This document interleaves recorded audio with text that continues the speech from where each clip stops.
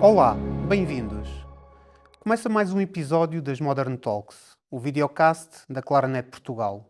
Sou Alexandre Ruas, Managing Director da Claranet Portugal, e é com muito gosto que continuo esta série de conversas com alguns dos líderes mais influentes e inspiradores do nosso país. O nosso convidado de hoje é um líder com mais de 2 décadas de experiência no setor das tecnologias de informação, com um percurso muito ligado à adoção de novas tendências para a transformação do posto de trabalho. Hoje lidero uma das marcas tecnológicas mais reconhecidas do mundo, enquanto Managing Director da HP. Tenho comigo Pedro Coelho. Pedro, muito bem-vindo, muito obrigado por teres aceito o convite. É bom ter-te aqui na Claranet, connosco como parceiro de longa data. Antes de mergulharmos a fundo em questões de liderança e de futuro e de tecnologia, deixa-me começar por uma mais básica, se calhar igualmente complexa de responder. Quem é que é o Pedro Coelho, para lá da MD da HP Portugal? Bom, Alexandre, muito obrigado para já pelo convite para esta conversa. É um prazer estar aqui contigo e estar aqui na Claranet convosco nesta sessão. Essa é provavelmente a pergunta mais difícil de toda a conversa, mas deixa-me socorrer aqui da minha formação académica. Informação académica de base é Engenharia Informática. Desde muito cedo, assim que pus os olhos num Spectrum, percebi que havia um certo fascínio pela tecnologia que eu deveria continuar e deveria desenvolver. E naturalmente, depois ao longo dos anos, foi-se desenvolvendo para outras áreas tecnológicas. Mas já no fim da minha licenciatura, percebi que havia outras máquinas igualmente complexas que mereciam alguma atenção e que eu gostava de perceber mais em detalhe, que eram as pessoas e as organizações. Portanto, foi aí que começou também a minha apetência e o meu interesse pelas áreas da gestão. E mais tarde evoluiu também para a área de marketing, uma área que também me cativou mais tarde, e foi aí que terminei, por agora, as minhas incursões a nível de formação académica. De uma forma genérica, eu diria que sou uma pessoa com uma enorme curiosidade, uma enorme vontade de aprender, um forte sentido de responsabilidade, devo admitir, e um foco por resultados, um foco que procuro seja equilibrado e não obsessivo. Há alguns rituais, alguns hábitos que tu tragas da tua vida pessoal e que achas que são importantes depois também no impacto que tens profissionalmente? Projetando-me profissionalmente, eu diria que há uma crença forte que alicerça muito a minha atividade diária, que é acreditar que a força das organizações está nas pessoas que as constituem. E por isso, ao longo dos anos, procurei perceber também como é que se conseguia este alinhamento, por vezes difícil, entre o que são as motivações e os interesses das pessoas e os objetivos das próprias empresas. Esse acaba por ser também um dos eixos principais de liderança que procuro enverdar no dia a dia. E é por aí que tenho vindo a tentar desenvolver toda a parte de gestão de equipas e gestão de projetos em que tenho estado envolvido. Deixa-me fazer aqui um apanhado da tua primeira resposta e desta terceira, para me levar a uma seguinte, que é, tu falaste na tua primeira resposta em tecnologia, por onde começaste inicialmente a formação académica, mas depois falaste também em pessoas, negócio e marketing. E também não é menos verdade que em 20 anos, ou mais de 20 anos que tu tens da HP, é verdade que agora lideras a HP em Portugal, mas tu foste passando por vários cargos, várias funções, tendo diferentes objetivos na organização. De alguma forma isso enriqueceu-te, e ajudou-te, a construir aquilo que é o Pedro, e a tua liderança, à data de hoje? Claro que sim, foi primordial ter passado por várias experiências, por vários papéis e acabar por ter, em algum desses papéis, contacto com outras áreas da companhia. Isso ajudou-me a perceber que, por exemplo, a diversidade é um enorme fator de competitividade e de diferenciação. Diversidade no sentido de que, quando estás envolvido numa equipa mais diversa, tanto do ponto de vista cultural, linguístico, quer que seja. Isso permite que haja diferentes formas de pensar em cima da mesa e diferentes perspectivas para resolver o mesmo problema. E essa foi talvez a aprendizagem principal que eu tirei das experiências internacionais em que estive envolvido. Noutros papéis, acabei por conseguir ter visibilidade do que é que se passava na área comercial, na área de marketing, na área de gestão de categoria, na área de supply chain, na área logística, por aí adiante. E isso permite-te ter essa visão transversal da companhia que ajuda muito quando assumes depois uma função de direção-geral. Para além enfim, de toda a visão operacional, não é? Que essa depois, sem dúvida, imagino que seja útil para percebermos como é que uma máquina funciona. Sentes que também te trouxe empatia, portanto, do ponto de vista de sentimentos que são gerados nas várias áreas da organização? Eu diria que, e é algo que hoje também acaba por vincar, aquele estilo de liderança em que me revejo mais facilmente, que é a liderança hoje em dia também é um exercício cada vez mais de escuta ativa, que leva depois à capacidade de ter empatia pelas pessoas, na verdade, compreender as pessoas e, com base nessa compreensão, depois construir a ponte para aquilo que são os objetivos comuns que todos devemos partilhar. Portanto, eu diria que a liderança hoje em dia é um exercício de empatia que tem que ser, todavia, uma empatia assertiva, porque no final tem de continuar a haver um foco na execução e um foco nos resultados comuns que queremos atingir. Mas, por exemplo, no momento em que nós vemos, e partilhando contigo um estudo que certamente conheces, que nós fazemos anualmente, que é o Work Relationship Index, que avalia a relação das pessoas com o trabalho, e o que se nota de forma muito clara nesse estudo é que essa relação tem tendido a piorar em vez de melhorar. E na edição do ano passado, por exemplo, apenas 20% das pessoas diriam que tinham uma relação saudável com o trabalho. De onde é que isto vem? Vem da necessidade de haver também aqui uma relação entre aquilo que são as exigências das organizações e as experiências pessoais dos colaboradores e os recursos que têm ao seu dispor para chegar a esses objetivos. Portanto, mais uma vez, e aqui voltando ao ponto inicial, isso traduz que os líderes cada vez mais têm que ter uma relação de proximidade com as pessoas, perceber verdadeiramente as suas necessidades, potenciar as suas experiências digitais para ajudá-los a alcançar os seus objetivos de forma mais bem-sucedida. Isso leva-me a uma outra pergunta, portanto, ainda não entrando na tecnologia, que é a própria liderança tem-se estado a transformar.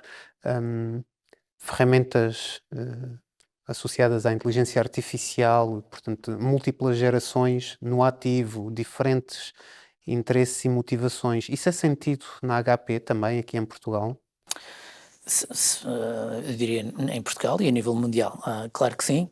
Estamos a falar de um momento, acho que todas as organizações estão a passar por isso, um momento em que temos 4 gerações no ativo, nas empresas, em que é preciso conciliar a forma como estas gerações veem o trabalho e a sua relação com a organização, e também perceber que neste momento há uma maior exigência dos próprios colaboradores em relação às empresas. Uma das coisas que esse estudo, por exemplo, nos mostrava de forma muito clara é que as pessoas procuram, por um lado, mais flexibilidade dentro do que é o trabalho híbrido, mas isto é algo que nós já conhecemos de forma mais evidente desde os períodos de confinamento e de Covid. Mas, por outro, procuram também mais propósito, sobretudo as gerações mais jovens, como certamente saberás. Procuram mais propósito, procuram um alinhamento com os valores da empresa, da organização para as quais trabalham, e não sentindo esse propósito e esse alinhamento, tendem, de forma quase natural, a distanciar-se da empresa e a procurar outros desafios. Deixa-me então entrar aqui em áreas mais tecnológicas.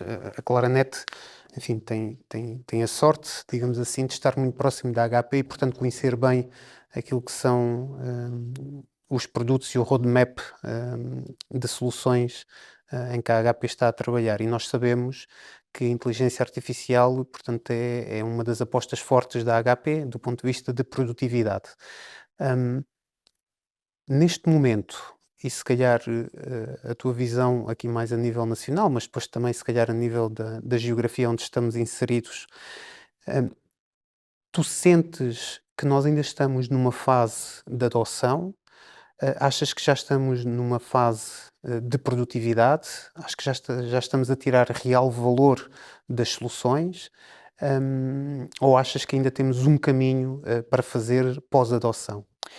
Eu acho que já estamos numa fase de adoção, todavia ainda muito longe do real valor que podemos retirar da utilização dessa inteligência artificial.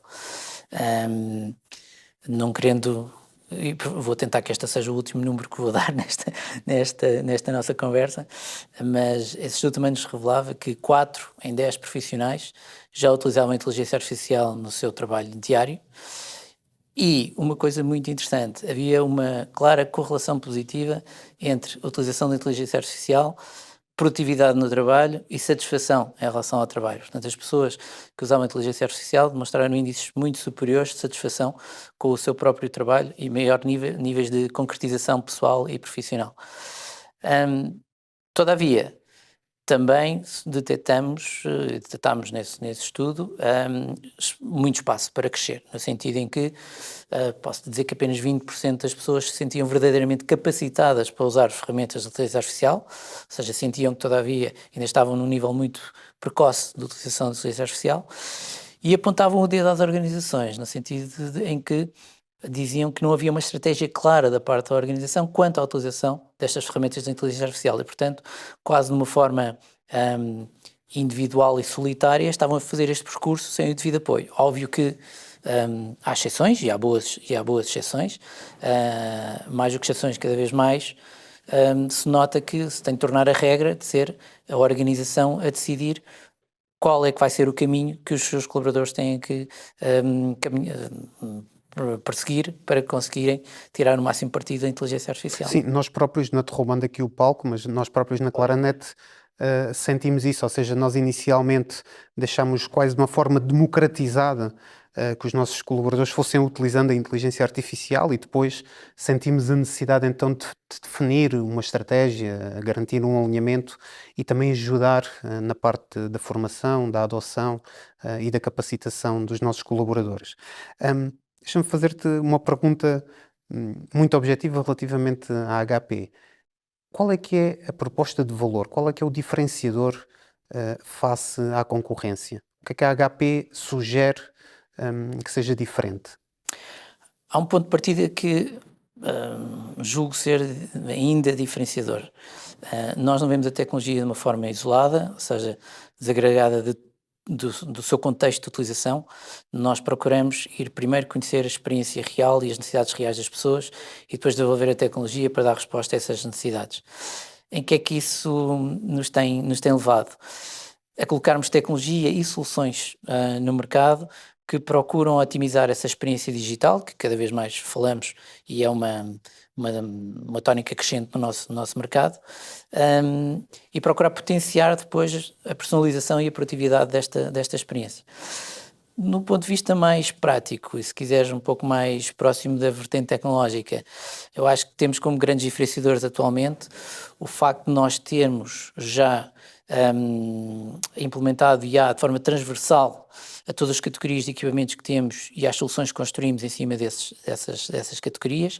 Isto permite-nos, por exemplo, atualmente, vou dar um caso concreto, que já foi comunicado publicamente, vamos lançar algo que se chama o HP IQ, que é, no fundo, um agente IA que está no PC, neste caso, ou num equipamento de uma sala de reunião, e que permite que estes equipamentos comecem a falar entre si de forma inteligente, autónoma, transparente para o utilizador e consigam potenciar uma melhor experiência. Significa que, se eu entro com o meu portátil numa sala de reunião que tem equipamentos Poly da HP, automaticamente o meu computador vai estar a falar com este equipamento, vão decidir qual é a melhor forma de se autoconfigurarem para que eu muito rapidamente entre em conferência e evite aqueles minutos iniciais de setup.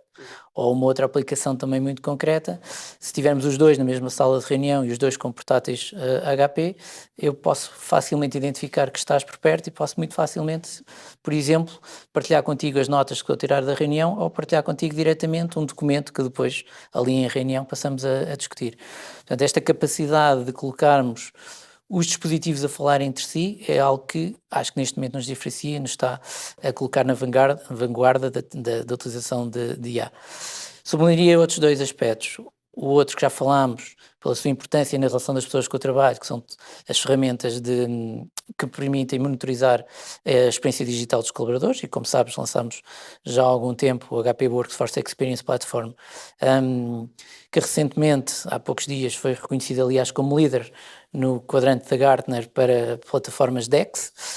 Em poucos anos chegamos a líder com essa solução, mas a parte importante é que é verdadeiramente uma plataforma que nos permite não só avaliar a saúde do parque informático, mas de alguma forma mensurável perceber como é que está a evoluir a experiência digital dos colaboradores dentro de uma organização.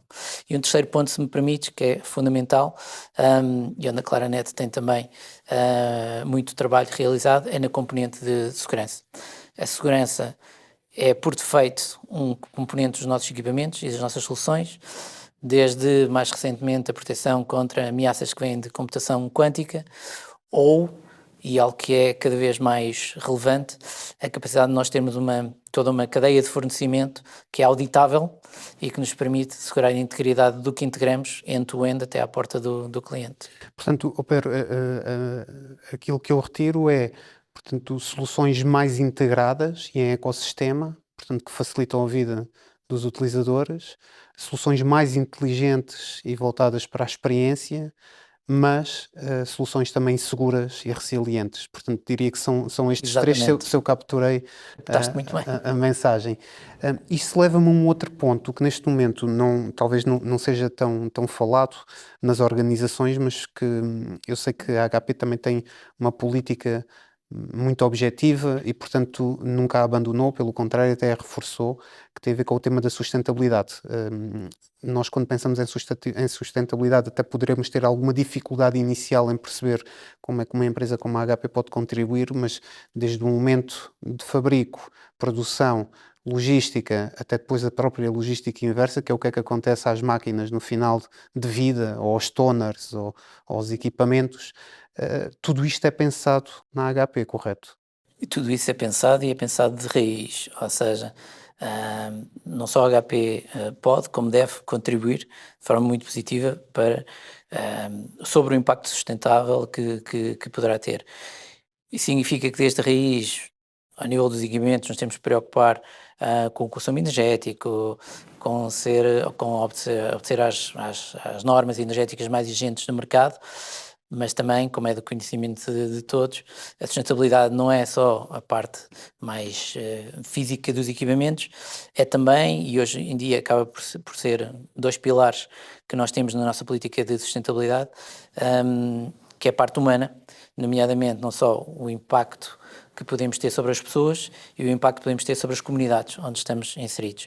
Por isso, a HP tem regras muito bem definidas de todas as políticas de direitos humanos que inclusivamente os nossos fornecedores devem obedecer, como tem programas bastante ativos para poder ter um impacto positivo nas comunidades onde estão inseridas, em que, por exemplo, um dos fatores que se tem evidenciado é a questão da equidade digital. Procuramos sempre que possível contribuir para que possamos aumentar a equidade digital e o acesso à tecnologia nas comunidades onde conseguimos intervir.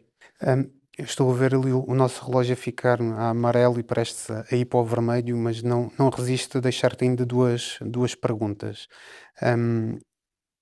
A primeira um pouco mais futurista, portanto, se sairmos dos dias de hoje e se tentarmos projetar aquilo que será Portugal, ou que serão os próximos 5, 10 anos, do ponto de vista, obviamente, de desenvolvimento tecnológico, que desafios e que Portugal é que tu achas que vamos encontrar pela frente? É sempre difícil fazer uma previsão atualmente a 5 ou mesmo a 10 anos, mas eu diria que se há algo que creio que vai definitivamente consolidar-se, é todo este poder transformador e transversal da inteligência artificial nos mais diferentes verticais, segmentos de negócio, organizações, o que seja. A inteligência artificial vai de facto tornar-se ubíqua e continuará ou vai se tornar ainda mais invisível, no sentido em que vamos usá-la sem necessariamente tomarmos consciência. Já não temos a consciência, perdemos, usamos, exatamente, não é? Como será bebemos mais água. uma ferramenta tão natural como a eletricidade que estará ali ao nosso dispor. Dentro deste pilar de inteligência artificial, todavia, destacaria duas questões. Primeiro, e acho que 2026, 2027 são anos em que se vai falar ainda mais disso, que é a questão do Edge AI. Portanto, haverá mais inteligência artificial ao nível do Edge, ao nível do posto de trabalho, procurando complementar aquilo que é a utilização da AI na cloud, ou procurando equilibrar de uma melhor forma essa utilização. Isto tem a vantagem de, por um lado, democratizar mais o uso da inteligência artificial, naturalmente equilibrar mais os custos. A economia da IA diz-nos que o custo dos tokens, quando a IA é utilizada em cloud, tende a crescer exponencialmente, Tende a subir, não é? Tende a subir, e se nós conseguimos colocar parte dessa carga de IA no posto de trabalho, conseguimos fazer o offload de toda essa carga e todo esse custo, além de que o Edge AI tem, pelas suas características inatas, vantagens, como seja menor latência, respostas em tempo real, mais segurança e mais privacidade. Todos os efeitos, os dados estão no computador pessoal e não estão e estar na transferência entre o computador e a cloud. E o outro ponto, onde tenho uma enorme expectativa e que começa a ser um firme crente, é na questão do Agentic AI. Portanto, claramente, em 2 anos, acho que vamos chegar a arquiteturas de agentes devidamente orquestradas, que estarão lá a fazer o trabalho de forma autónoma e mais eficiente para as organizações, e penso que será para outra discussão, é de que forma é que vamos controlar todo esse trabalho autónomo que estes agentes vão que realizar. seja uma área de especial interesse, enfim, para a HP, porque fala-se muito de agentes no Edge a servir as pessoas e, portanto, todos nós temos hoje um terminal ou vários terminais e, portanto, é absolutamente crítico e tenho certeza absoluta que a HP e as suas concorrentes farão parte desse futuro. Certo, inclusivamente aquela plataforma que te falava, o HP IQ, é no fundo um agente que está ali disponível para fazer o trabalho em nome do utilizador. É também do conhecimento público, recentemente fizemos uma parceria com a OpenAI, exatamente na perspectiva de procurar uma arquitetura de qualidade empresarial para poder fazer a orquestração destes agentes que vão estar a proliferar pelas organizações. Há pouco, quando falávamos de 5 a 10 anos, e talvez evoluindo da perspectiva tecnológica para uma perspectiva mais macro, se há um outro fator que merece relevância e fazendo a ponte com aquilo que já falamos da relação das pessoas com o trabalho, é a ponte entre tecnologia, liderança e cultura organizativa. Ou seja, como há pouco falámos, as lideranças têm que se adaptar a estes tempos e a estas novas exigências. As pessoas claramente procurarão, como já falámos, mais flexibilidade, mas também mais propósito, e isto obriga-nos, a nível das várias organizações, a pensar como é que vai ser a forma de gerir pessoas a curto prazo. Pedro, isso deixas-me quase aqui o mote perfeito para a última pergunta, que é, se de uma forma breve, e com tudo o que tu partilhaste connosco, tivesses que deixar uma mensagem, um conselho aos jovens que no futuro irão liderar as organizações, que pensamento é que tu deixarias? Parece um pouco estranho, vindo de quem representa um fabricante de hardware e de soluções, é verdade, mas eu deixaria primeiro um alerta, no sentido em que não vejam a questão da transformação digital como uma questão meramente tecnológica, longe disso. É claramente tem claramente a dimensão humana e organizativa, qualquer projeto de transformação digital. O que significa que é uma oportunidade bastante relevante, não só para mudar as organizações, transformar as organizações, mas também transformar a relação das pessoas com estas organizações. Portanto, estamos nesse momento, um momento ideal para reequacionar isso, e estamos num momento em que creio que as organizações que verdadeiramente sejam capazes de capacitar as suas pessoas, tirar, por exemplo, partido de novas tecnologias, como sejam a inteligência artificial, e valorizar essas pessoas, serão aquelas que terão em melhores condições para ganharem vantagem competitiva no mercado. Pedro, uma parceria de mais de 20 anos, é sempre um prazer ter a HP aqui, ter-te a ti aqui connosco. E assim termina mais um episódio das Modern Talks, o videocast da Claranet Portugal. Pedro, muito obrigado por ter estado connosco e por partilhares a tua visão sobre os desafios e as oportunidades no mundo digital que estão a moldar o presente e o futuro do mundo do trabalho. A quem nos acompanha, voltamos em breve, porque a modernidade não se espera, faz-se acontecer. Até à próxima.